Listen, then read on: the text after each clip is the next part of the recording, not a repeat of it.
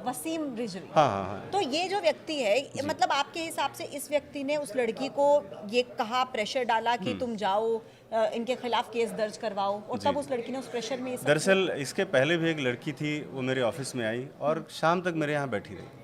जब 7 बजे मेरा ऑफिस बंद होने लगा तो मेरे साथ नीचे उतरी और उसने मुझे बोला कि सर आप सावधान रहिए। मैंने कहा क्यों? तो उसने बोला सर ऐसा ऐसा है, और मुझे एक लॉयर है, कोई वकील है, उन्होंने मुझे बोला था कि 2 लाख रुपए आपको मैं दूंगा, आपको खाली जाना है पुलिस स्टेशन में और ऐसे एक FIR लिखानी है। तो मैंने उनको थैंक यू बोला, और ये बात मैंने उस दिन मैंने अपने सोशल मीडिया पर भी लिखी थी कि ऐसी ऐसी साजिश मेरे साथ हो रही है। लेकिन उस लड़की ने मेरे खिलाफ़ किसी तरह के बोले, मैं तो आपको बहुत सालों से जानती हूँ और मैं आपके साथ इससे कभी सोच भी नहीं सकती। अब जिस लड़की को उसने तोड़ा वो मेरे ऑफिस में काम करती थी मेरे साथ, और एक फैमिली मेम्बर जैसे होता है, परिवार की तरह से हमारे साथ जुड़ी हुई थी। उसको उसने बोला कि फिल्म में तुम्हें ये रोल नहीं देंगे, और मैंने कभी उसको एज ए एक्ट्रेस ट्रीट भी नहीं किया। मुझे लगता है कि वो बहुत समझने सीखने की और अभी बहुत कुछ उसको अपडेट होने की ज़रूरत है। तो इसने बोला कि मैं तुम्हें लॉन्च करूँगा। उसने एक्सेप्ट भी किया, उसने खुद बोला कि मुझे लालच दिया गया था बाद में, लेकिन लॉन्च करने के चक्कर में उसने जिस तरह से जो कदम उठाया, और जब मुझे जेल होने लगी तो उसको अफसोस हुआ इस बात का कि वसीम रिजवी किसी का तो है नहीं। उसका पुराना रिकॉर्ड, सारी चीज़ें, और जैसे FIR दर्ज हो गई उसके बाद उसका रुख बदल गया, मतलब उसका नेचर बदलने लगा। लेकिन ये जो लड़की है जिसका आप कह रहे हैं आपके ऑफिस में काम करती थी, जिसने आपके खिलाफ शिकायत दर्ज कराई, जी। इस लड़की ने अपने स्टेटमेंट में बाद में ये कहा कि मेरे साथ कुछ रेप नहीं हुआ था, मेरे साथ कुछ गलत नहीं किया गया, मुझ पर कोई प्रेशर नहीं डाला गया, मैंने जो भी कहा वो सब प्रेशर में आके कहा था। लेकिन उसने एक बात ये कही कि मैं अपनी मर्जी से वो आपके साथ रह रही थी, ऐसा उनकी तरफ से कहा गया। तो क्या ऐसा था? नहीं, वो तो मैंने बताया आपको, चूँकि मेरी ज़िंदगी खुली हुई किताब है।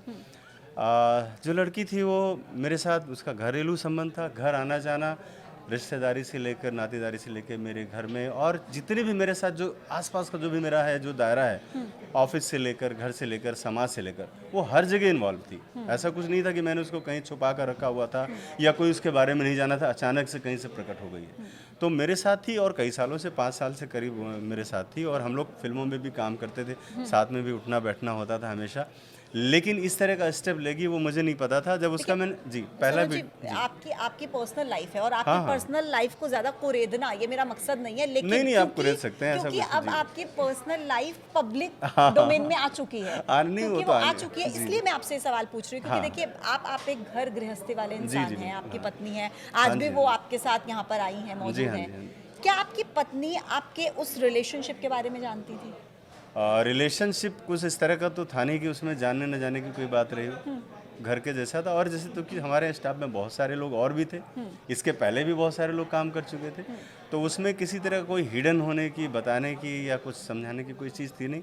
और ये कांड जो हुआ, जिस तरह से साजिश करके 4-5 लोगों ने जिस तरह उसको ब्रेन वॉश करके इस स्टेज तक मुझे लेकर के आए, उसके बाद भी हमारे फैमिली के साथ जुड़ी हुई है, आज भी हम लोग साथ में। मुझे लगता है कि चलो हो सकता है भाई इससे कुछ गलती हुई होगी तो आपने माफ कर दिया है उसे? Of course. 2 दिन पहले आप जेल से आए हैं, हाँ जी, कनौज जी, और 2 दिन में आपकी मुलाकात हुई है?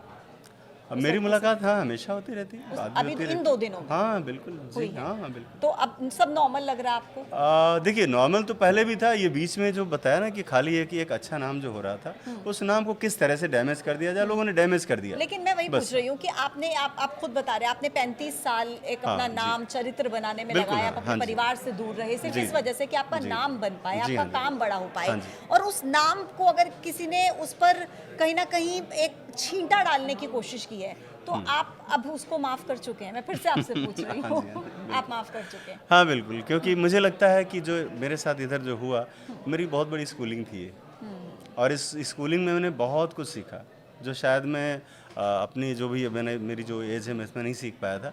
तो इन 2 महीने में काफ़ी कुछ मैंने अपने आप को भी समझने की कोशिश की कि मैं कौन हूँ, मेरा उद्देश्य क्या है, मुझे और क्या काम करना है।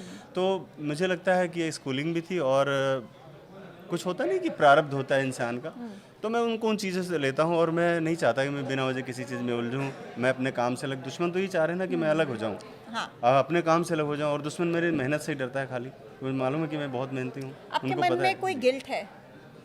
गिल्ट है, एक गिल्ट ये है कि मैंने जिस देश के लिए, जिस समाज के लिए काम किया है, जिस सनातन धर्म के लिए काम किया, जिस सच्चाई के लिए मैंने काम किया और बड़ी निडरता से काम किया। मैंने ये भी नहीं सोचा कि मुझे क्या नुकसान होगा, मेरी फैमिली को क्या नुकसान होगा। राम जन्मभूमि सब फिल्म का जब ट्रेलर लॉन्च हुआ उस वक्त 200 लोगों ने मेरे घर पे हमला किया, घर में आग लगाई, लेकिन मैंने कभी किसी से कोई शिकायत नहीं की कि मैंने एहसान किया किसी पर, क्योंकि मेरा अपना नेचर है। मैं खुद अपने नेचर के हिसाब से काम करता हूँ और ना ही मुझे ये था कि मैं पॉलिटिशियन बनूंगा या मेरा बहुत बड़ा नाम हो जाए या मैं नेता बन जाऊँ, सांसद बन जाऊँ। ऐसा मेरा कोई मकसद नहीं रहा और कभी नहीं रहेगा। उसके बाद जब वेस्ट बंगाल डायरी आया तो उस वक्त भी लोगों ने देखा, देश ने, कि 1 साल तक मैं लगातार बंगाल सरकार से प्रताड़ित होता रहा। उस बीच भी किसी ने कोई सामने नहीं आया, ना कोई संगठन आया, ना कोई पार्टी, कुछ भी नहीं। मैं अपने दम पर मैंने उस फिल्म को रिलीज़ किया और लोगों तक पहुंचाया।